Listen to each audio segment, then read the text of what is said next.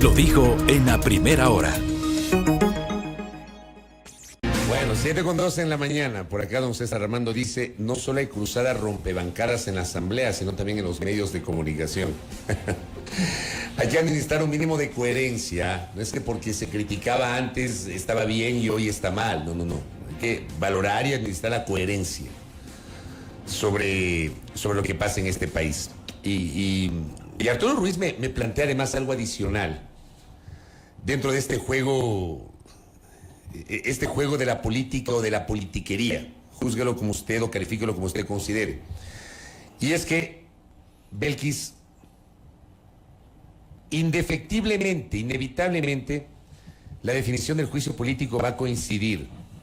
No sé si el mismo día, no sé si unos días o horas antes o después, con el 14 de mayo, que es esta fecha escrita en piedra para elegir nuevas autoridades en la Asamblea.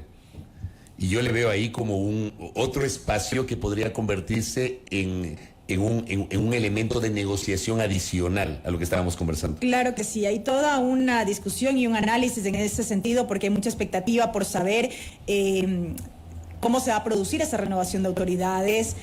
Todavía no se conoce a ciencia cierta, aunque todavía falta un poco, pero no se conoce a ciencia cierta sobre nombres claros que podrían estar un poco aspirando a ocupar la presidencia de la Asamblea, las vicepresidencias, las vocalías, presidencias de comisiones y demás.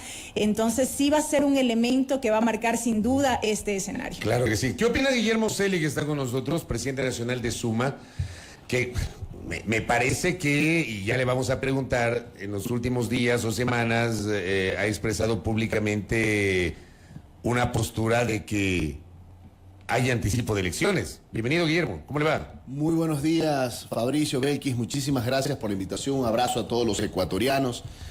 Mira, es lamentable el show político en el cual el Ecuador está inmerso. Bueno, los políticos de siempre, porque la gente, los ecuatorianos, lo que realmente nos preocupa es la inseguridad galopante, esa madre o ese padre de familia que ve que su hijo no puede ir tranquilo a la escuela o al colegio o a la universidad, que no puede salir con tranquilidad a trabajar todos los días de manera honesta como lo hace, a riesgo de que la maten, la secuestren, la violen.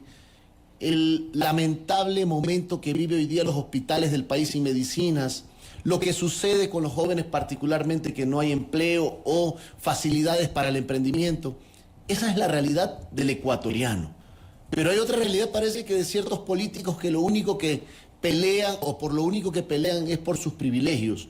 Y están inmersos en este show del juicio político, que ya, señores, ya pasó la primera etapa, que es la etapa de la Corte Constitucional. La Corte Constitucional dio la viabilidad. Por otro lado, el presidente que juega al jueguito del gato y del ratón, que voy con la muerte cruzada, que me aguanto, que te asusto, y los asambleístas que también queremos muerte cruzada, y tenemos los votos, empiezan a haber camisetazos.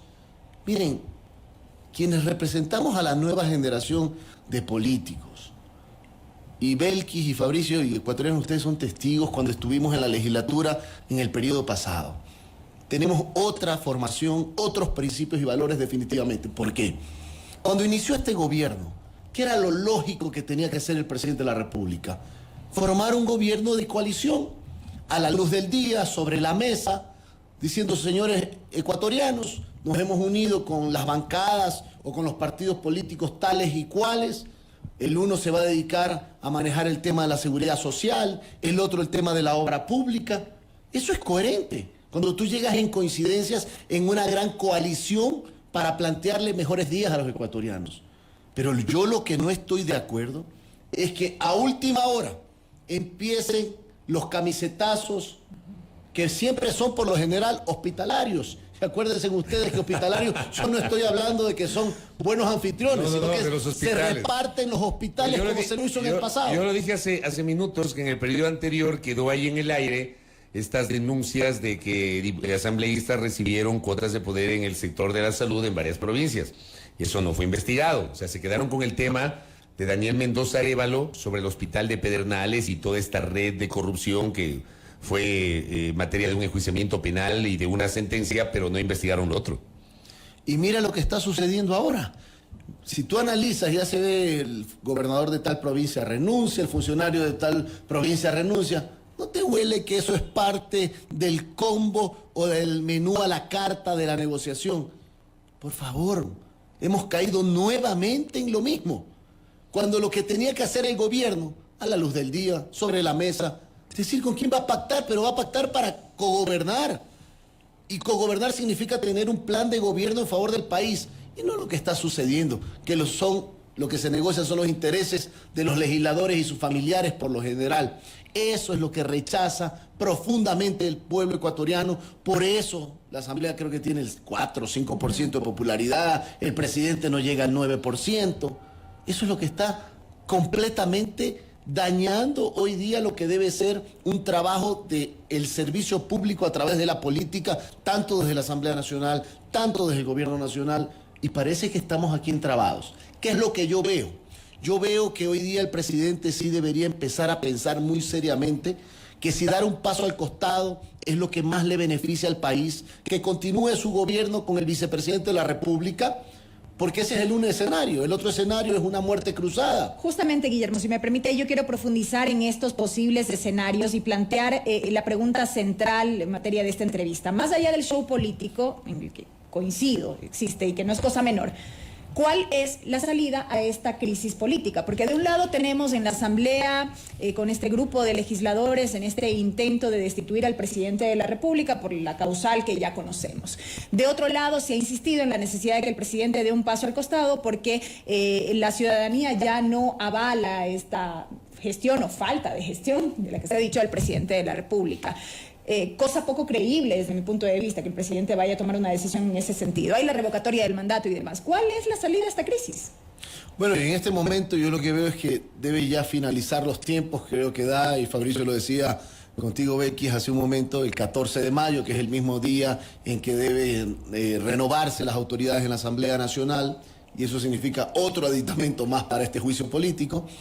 Considero que debe pasar esa fecha es clave para ver qué ocurre en la Asamblea Nacional. Yo lo que veo es que eso no va a cambiar en absoluto lo que hoy día vive el panorama el ciudadano. Y yo quiero venir aquí a hacer propuestas. Nosotros, la gente de Suma y quienes somos una nueva generación, queremos plantearle cosas que signifiquen mejorar la vida de los ecuatorianos. Y en vez de estar metidos todo el tiempo en el tema del juicio político, ¿por qué no se plantea rápido una reforma y que rápidamente la procesen en una de las comisiones, en la de justicia, en cualquiera de aquellas, para que se reforme rápidamente la ley y se permita de que solamente los jueces, más bien las cortes provinciales de justicia, puedan tratar los temas de habeas corpus y de acciones de protección para casos de liberación o no de derechos humanos de los delincuentes narcoterroristas que salen al tutti frutti todos los días en el país por jueces de primera instancia que hacen caja en eso, no les importa luego irse destituidos o lo que sea, pero no se ayuda y no se cuida la seguridad de los ecuatorianos. Entonces, que solamente las cortes provinciales de justicia traten estos temas de la jurisdicción donde está apresado el delincuente o de donde se provocó el hecho punible. Punto número 2, que vuelva el prevaricato, esta figura que es cuando los jueces fallan en contra de una norma expresa. Y eso significa que solamente la Corte Constitucional con una resolución lo podría hacer, para que en estos casos esos jueces sean rápidamente procesados y no solamente suspendidos, sino apresados, que es lo que tiene que estar. Porque quien libera un delincuente de esta calaña, lo único que está haciendo es poniendo en riesgo a la familia ecuatoriana. Aquí están dos acciones que deben tomarse ya. No se tomaron hace 2 años, pero bueno, ahora por favor, háganlo. Presidente, Asamblea Nacional. Usted, en todo caso, ¿cree que la salida frente a la crisis es el adelanto de elecciones, más que el juicio político? Mire, realmente en el momento que nos encontramos, yo considero de que se debe dar ese adelanto de elecciones siempre y cuando lo active el presidente, porque el presidente viene asusándolo, y parece que ya es el jueguito del gallo pelón y que nunca va a terminar. Porque también en cierta medida está midiendo lo que está pasando en la Asamblea. Claro, el presidente va a estar expectante de cuántos votos tiene y en base a eso va a tomar una decisión de ir al juicio político, finalmente someterse a la votación o ir a una muerte cruzada. Y miren ustedes, Claro, porque no tiene impedimento constitucional para aplicarlo. No lo tiene. O sea, se No lo discuten las causales, pero creo que no el impedimento. No el impedimento. Y bueno, la Corte tendrá que hacer un análisis a posteriori y hay que ver si eso genera también un mayor entuerto en lo político, en una pugna terrible entre la Asamblea y el Ejecutivo. Pero eso es una posibilidad. Pero ¿por qué no lo aplicó el presidente hace 1 año y medio atrás, donde era el momento de haberlo aplicado? La muerte cruzada, ir a una consulta popular de verdad, de fondo, cuando él tenía popularidad para reformar grandes cosas que se necesitaban en el país, sobre todo en materia de seguridad. Y ya este momento en que el presidente se encuentra como gato panza arriba, tratando de dar manotadas de ahogados para ver si se salva o no, es muy difícil. Un gobierno que se ha divorciado de la realidad nacional, que no recorre los sectores, que no escucha a la gente, que vive en una burbuja rosada y que seguramente le dicen al presidente que todo está de maravilla, cuando lo que sufre la gente es muy duro. Y voy a otra parte, la materia económica. La situación es difícil, pues, en materia económica. Hay una depresión económica provocada también por la delincuencia, provocada también por este entrampamiento político. Y aquí, en vez de ayudar a la gente, de bajar impuestos, lo que ha hecho este gobierno, solapado también por el correísmo, porque pactaron hace 1 año y medio atrás para la famosa ley que metió la mano y golpeó terriblemente a la clase media, sobre todo, que ahora en marzo y abril están pagando los platos rotos con el impuesto a la renta. ¿Por qué no bajó el IVA del 12 al 8% por 1 año, como lo han hecho todos los países de América Latina? ¿Por qué no ayudó así a eliminar 11 trámites que tiene todo emprendedor para emprender un negocio? Un gobierno de transición por la vía de un anticipo de elecciones debería ser la salida, Guillermo. Ese podría ser una opción, un gobierno de transición. Yo soy respetuoso del marco constitucional y de la elección. Podría ser el vicepresidente de la República que continúe el periodo que falte, que pueda generar... Pero entonces que termine el juicio político, porque si hay una censura de institución, queda el vicepresidente. Considero que la primera opción que hay que estar expectante es lo que sucede en el juicio político.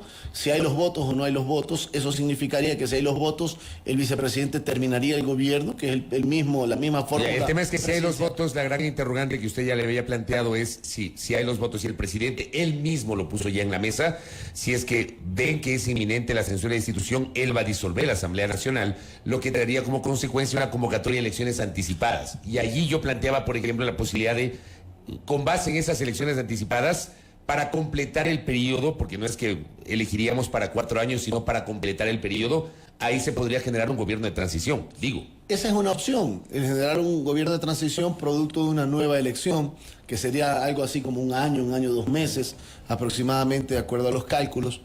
Pero mire usted, esa transición debimos haberla evitado desde el principio, era lo que tenía que hacer el gobierno, estar metido en este entuerto cuando al inicio de su gobierno pudo generar un gobierno de gran y amplia unidad nacional, que es lo que queremos todos los ecuatorianos, esa línea, ese camino, pero de verdad, con acciones, con una agenda de gobierno clara, con acciones claras en materia de seguridad, en materia de empleo, en materia de impuestos, pero lamentablemente vemos que ya ha pasado demasiada agua bajo el puente y la situación hoy día del régimen es bastante delicada.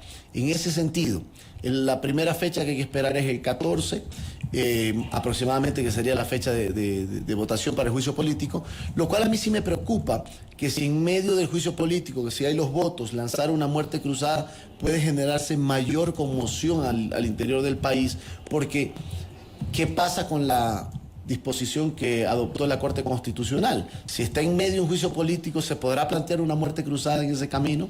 Cuando está en ciernes la formulación, la evacuación de pruebas y luego la votación del juicio político, son incógnitas que tenemos porque esto no se ha dado en anteriores ocasiones. Yo fui parte de quienes interpelamos, censuramos y destituimos al ex vicepresidente de la República, Glass, y no nos tembló la mano, lo hicimos de manera... Pero al final no clara. llegaron a la censura de destitución. Bueno, fue censura nada más porque ya ya había perdido el cargo. Ya había perdido el cargo, pero por eso te digo, este es un proceso nuevo, novedoso, inclusive creo que 90 años ha pasado de que se ha dado un impeachment en un presidente de la República. Y lo que tenemos que estar expectantes primero es que esto se lleve, si el gobierno quiere llegar a grandes acuerdos, hágalo sobre la mesa y a la luz del día.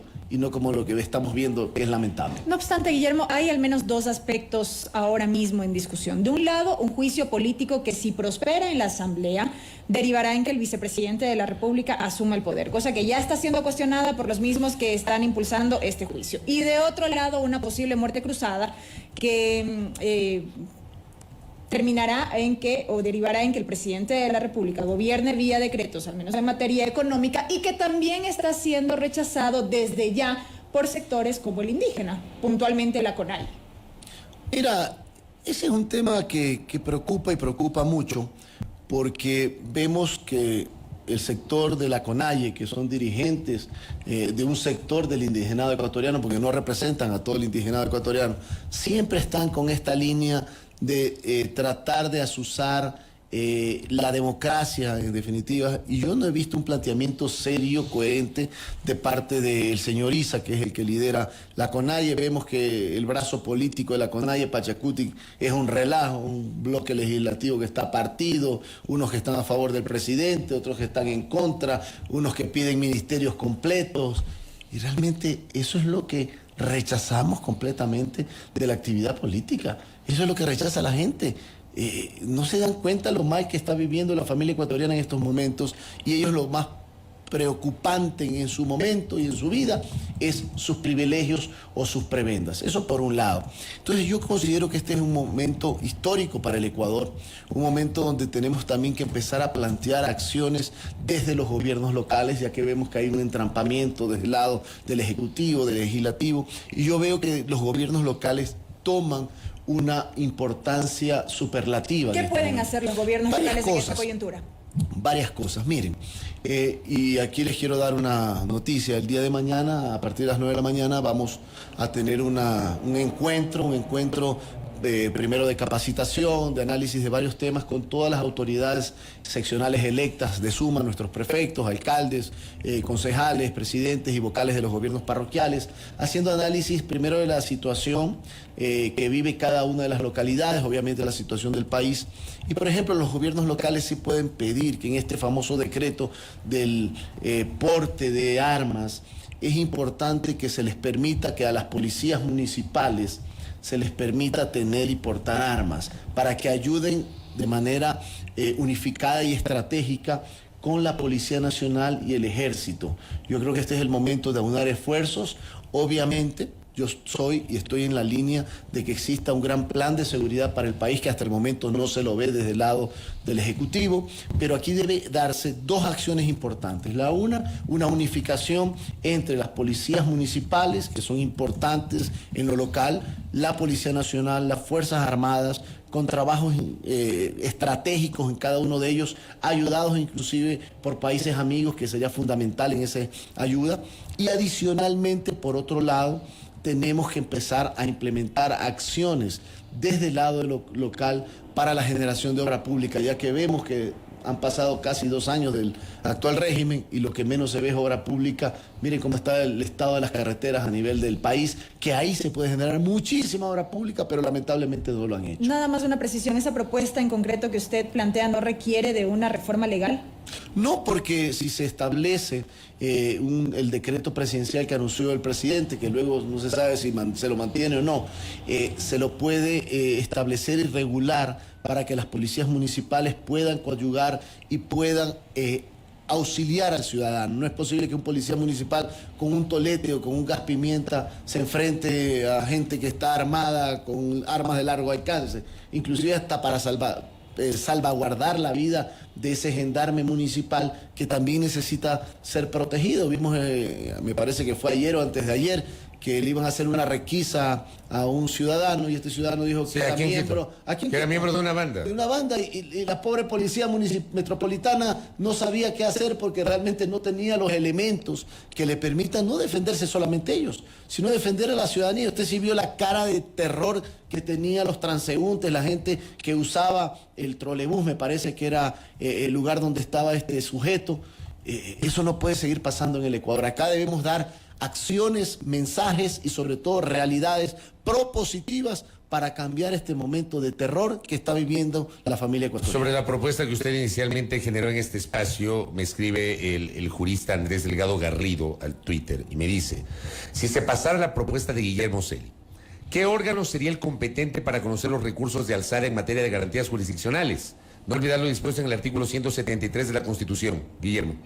Bueno, justamente lo que acabo de señalar, el alzada debería ser las Cortes Nacionales de Justicia. Usted no puede liberar a un delincuente contumaz que es parte de una banda del crimen organizado, de un narcoterrorismo, que lo único que hace es atentar terriblemente y aterrorizar a todos los sectores del país. Entonces, tú no le puedes dar esa garantía para que sea evacuada por un juez de primera instancia. Aquí hay que darle un nivel superior, que obviamente lo que se quiere es evitar la corrupción y proteger también a esta instancia jurisdiccional que permita tomar una mejor decisión. Y también en esto el gobierno tiene mucho que hacer, porque la famosa SNAI, que es la que da los famosos certificados, y la SNAI depende del gobierno, directamente del gobierno, si mal no recuerdo, del Ministerio del Interior o del Ministerio de Gobierno, en varios casos ha dado certificados de buena conducta de varios criminales que hoy día están nuevamente liberados y pululando por las calles y sembrando terror.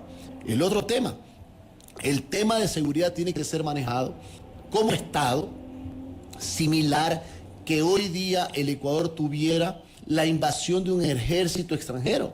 Hoy día tenemos la invasión de un ejército del crimen organizado que es parte de un crimen transnacional que nos está afectando. Y esta gente tiene que ser declarada terrorista, porque caso contrario vamos a perder el Estado. Hoy estamos sintiendo como que el Estado está quebrado, como que hay un Estado fallido, eso es lo que siente la gente. Obviamente algunos políticos están más bien en el oropel de sus amarres y no realmente en los zapatos, en los pantalones o en las faldas de las mujeres y hombres que sufren todos los días, y también la juventud sobre todo. Vieron esas escenas de la Universidad de Esmeraldas, cómo los jóvenes salían en corrida, en estampida, ante el terror que sigue sembrando el crimen organizado. Entonces usted sí está de acuerdo con este anuncio generado en esta semana de que el gobierno, a través del Consejo de Seguridad Pública y del Estado, pretende que se declaren como grupos terroristas a estas bandas delincuenciales que están generando justamente terror en algunas ciudades. Lo vengo planteando hace un año, más bien se ha demorado demasiado el gobierno. Y esto es parte de la falta de un plan estratégico en materia de seguridad que le dé certidumbres, que le dé tranquilidad. El Ecuador necesita volver, recuperar, traer paz y orden cuanto antes en todo el territorio nacional. ¿No termina siendo populista su propuesta, Guillermo?